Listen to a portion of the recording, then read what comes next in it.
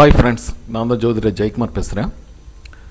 இப்பொழுது சனி பெயர்ச்சி 2025 டு 2027 பொதுவான பலன்கள் கும்பம் ராசிக்கு எப்படி இருக்கும், கும்பம் ராசியினுடைய சனி பெயர்ச்சி பலன்கள் 2025. பொதுவாகவே சனி பகவான் கும்பம் ராசியில் இருந்து மீனம் ராசிக்கு இடப்பெயர்ச்சி அடைகிறார். அதாவது மார்ச் மாதம் 29ஆம் தேதி 2025ஆம் ஆண்டு மீனம் ராசிக்கு சனி பகவான் வருகிறார்.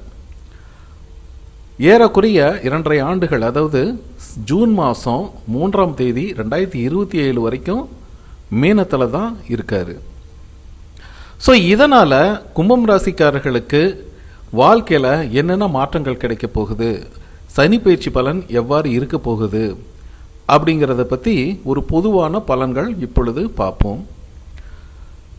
கும்பம் ராசிக்காரர்களை பொறுத்த வரைக்கும் பார்த்தீங்கன்னா, காலபுருஷ அமைப்பிற்கு 11ஆம் இடம்.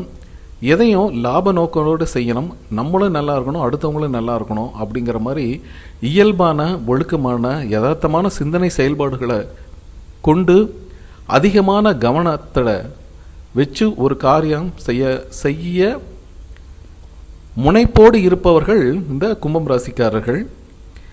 இந்த சனி பெயர்ச்சி மீனம் ராசிக்கு அடையும் இந்த காலகட்டத்தில் தன்னிடம் இருந்த ஒரு மனச்சோர்வு, எதையும் பிடிப்பில்லாத ஒரு தன்மை, தடை தாமதங்கள், எந்த செயல்கள் எடுத்தாலும் ஒரு வில்லங்கம், தேவையில்லாத ஒரு மனசில் ஒரு அழுத்தம் போன்ற சிரமங்கள் எல்லாம் வந்துச்சு இல்லைங்களா. ஜென்மத்தில் சனி பகவான் இருக்கும்போது அது நீங்க போகுதுங்க. சாதிக்கணும் அப்படிங்கிறது நினச்சிக்கிட்டு இருந்த சில விஷயங்களை நீங்கள் சாதிக்க போகிறீங்க. இது எல்லாம் நல்லபடியாக நடக்கக்கூடிய ஒரு பயிற்சி. ஏன்னா ஜென்மத்தில் சனியாக இருந்து இப்போ பாதத்துக்கு போகுது, பாதச்சனி. மோரலஸ் எல்லா சனியும் விலக போகுது. அதாவது தலையில் தாங்கலாம், காலில் தாங்கலாம் ஒரு வெயிட்டை, ஆனால் நெஞ்சில் தாங்க முடியுமா? ஆனால் நெஞ்சில் தான் ஜென்மச்சனியிலேருந்து அது விலகுதுங்க, பாதத்துக்கு போகுது. ஸோ இந்த காலகட்டத்தில் பல சவால்கள் வருங்க. இருந்தாலும் அது திறமையாக நின்று சமாளிப்பீங்க. மன அமைதி பெறுவதற்கு கோயில் குளங்கள் அதிகமாக போவீங்க. பிரார்த்தனை, தியானம் இதெல்லாமே சிறப்பாக நடக்கக்கூடிய ஒரு அமைப்பு. இந்த 7.5 சனி காலகட்டத்தில் உங்களுடைய ஜாப்பு, கவர்மெண்ட் ஜாப்பாக இருந்தாலும் சரி, ப்ரைவேட் ஜாப்பாக இருந்தாலும், ஒரு கம்பெனியில் வேலை செஞ்சாலும் இருந்தாலும் சரி, பணியிடத்தில் மேலதிகாரிகளின் தொந்தரவு, பக்கத்தில் இருக்கிறவங்க தொந்தரவு, பல சவால்களை சந்தித்து வந்திருக்க நேரிடும். ஆனால் மலை போல் வேலை அழுத்தம் அதிகமாக இருந்திருக்கும். திட்டமிட்டு செயல்படுறதுனால அந்த டைமுக்குள்ளே அந்த பணியை முடிக்க முடியாமல் திணறி இருப்பீங்க. இதெல்லாம் இப்போ மாறப்போகுது. ஆனால் இன்னும் 7.5 சனி விலகலை, இப்போ பாதத்துக்கு தான் வந்திருக்குது. ஸோ கொஞ்சம் ஒரு எஃபர்ட் போட்டு உங்களுடைய உழைப்பை வெளிப்படுத்தக்கூடிய ஒரு இடத்துல தான் நின்றுட்டுருக்கிறீங்க. எந்த அளவுக்கு உழைப்பை செலுத்துகிறீர்களோ அந்த அளவுக்கு நல்ல ஒரு பலன்களை நீங்கள் அனுபவிக்க வேண்டிய ஒரு காலகட்டத்துக்கு வந்துட்டீங்க. ஸோ தொழில் மாற்றத்தை நீங்கள் விரும்புகிறீங்க, எதிர்பார்க்குறீங்க அப்படின்னா இந்த காலகட்டத்திலேயே நீங்கள் அதற்குண்டான ஒரு அமைப்பை நீங்கள் எடுத்துக்கிறது பெட்டர். ஸோ அதே நேரத்தில் புதிய வேலைக்கு போகிறது, புதிய நிறுவனத்துக்கு போகிறது, புதிய ஒரு கம்பெனிக்கு மாறுறது போன்ற விஷயங்கள் இப்போதே நீங்கள் ஸ்டார்ட் பண்ண ஆரம்பிக்கலாம். ஸோ நீங்கள் நிர்வாகத்துக்கு எது நம்மளுக்கு பாசிட்டிவாக அமையும் அப்படின்னு யோசித்து பண்ணக்கூடிய அனைத்து செயல்பாடுகளையும் நீங்கள் ஆராய்ச்சி பண்ணுங்கள். அதனால் நல்ல நன்மைகள் காத்திருக்கு அப்படின்னு சொல்லலாம். அன்பான குடும்ப உறவு, அன்புக்குரியவர்களின் உறவு எப்படி இருக்கும் அப்படின்னு பார்த்தீங்கன்னா, தகவல் தொடர்பு திறன், அதாவது கம்யூனிகேஷன், நீங்கள் ஒன்று சொல்ல போய் எதாக இருந்தாலும் நீங்கள் நேரடியாக நீங்கள் பேச்சு, உங்களுடைய வார்த்தைகளை அடுத்தவர்கள் முன்னாடி யார்கிட்ட போய் பேசணுமோ அவங்கள்ட்ட டைரெக்டாக நீங்கள் பேசணும்.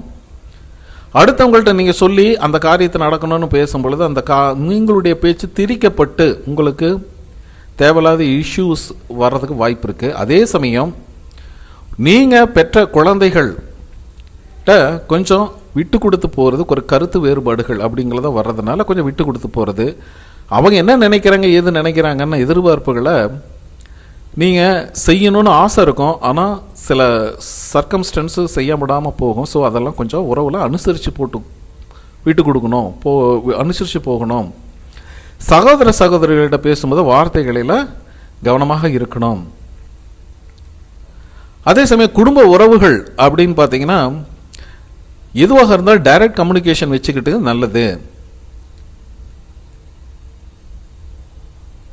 ஒருத்தட்ட நீங்கள் நெருங்கி பழகுறதுக்கு முன்பாக யோசிச்சு பண்ணணுங்க, சரிங்களா. இந்த காலகட்டம் கொஞ்சம் ஒரு ப்ரிகாஷனாக இருக்கக்கூடிய ஒரு அமைப்பு இருந்தாலும் பாதச்சனி அப்படிங்கிறத முழுதும் விலக போவதில்லை. இது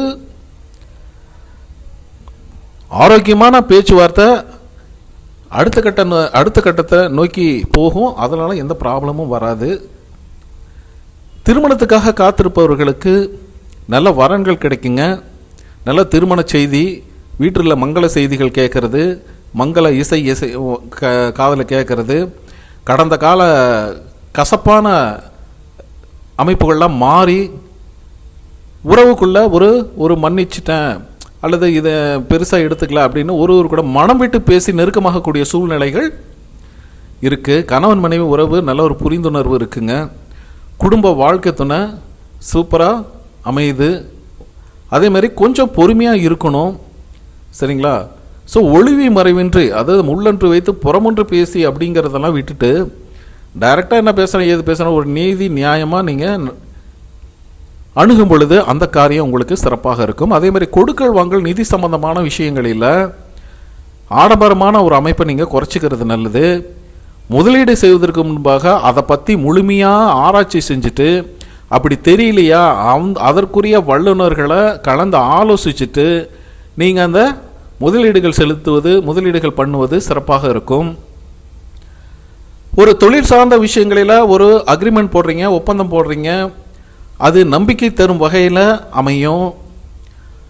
பிஸ்னஸுக்காக உங்களுடைய பிஸ்னஸை குரோத்தை விரிவுபடுத்துகிறீங்க, கடன் வாங்கணும். அந்த கடனை நிதி தேவைகளுக்கு நீங்கள் வாங்குகிற கடனை எதற்காக வாங்குறீங்களோ அதுக்காக பயன்படுத்துவது நல்லது. ஸோ அதில் நீங்கள் கவனமாக இருக்கணும்.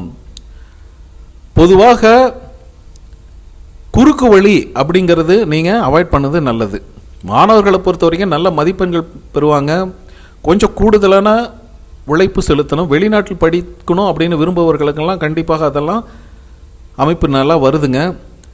அமைதி மற்றும் கவனச்சிதறல் இல்லாத ஒரு படிப்பு படிக்க போகிறீங்க, வெற்றி அடைய போகிறீங்க. கடின உழைப்பு, விடாமுயற்சி, எந்த தடைகளையும் நீ வந்தாலும் நீங்கள் சமாளிக்கக்கூடிய ஆற்றல் எல்லாம் மாணவர்களுக்கு வருது. ஆரோக்கியத்தை பொறுத்த வரைக்கும் பார்த்தீங்கன்னா உங்களுடைய நல்வாழ்வை பேணி பாதுகாப்பதற்கு ஆரோக்கியம் முக்கியம். பாதத்துக்கு போகிறதுனால பாதம், முழங்கால், கால் சம்பந்தமான பிரச்சனைகள் இருப்பவர்கள் கொஞ்சம் கவனமாக இருந்துக்கணும். வண்டி வாகனங்கள் ஸ்பீடாக ஓட்டுறது குறைச்சிக்கணும். இரவு நேர பயணங்களில் கவனமாக இருக்கணும். அதே சமயம் நீங்கள் ஒரு சிகிச்சைக்கு நாள்பட்ட சிகிச்சைக்கு மருந்து சாப்பிட்டுட்டு இருக்கிறீங்கன்னா அதெல்லாம் கரெக்டாக எடுத்துக்கிறமான அதில் கவனம் வச்சுக்கணும். முறையான ஓய்வு, தூக்கம் அவசியம் அப்படின்னு சொல்லலாம், சரிங்களா. முடிஞ்ச வரைக்கும் சனிக்கிழமை சனி பகவானுக்கு நல்லெண்ணெய் விளங்கி சனி பகவான் கோயிலுக்கு போயிட்டு வாங்க, சிவனாலயத்துக்கு போயிட்டு வாங்க. முதியோர் இல்லங்களுக்கு, முதியோருக்கு உங்களால் உதவி செஞ்சுட்டு வாங்க. நன்மைகள் பிறக்கும் இந்த சனி பயிற்சியில் கும்பம் ராசிக்காரர்களை பொறுத்த வரைக்கும்.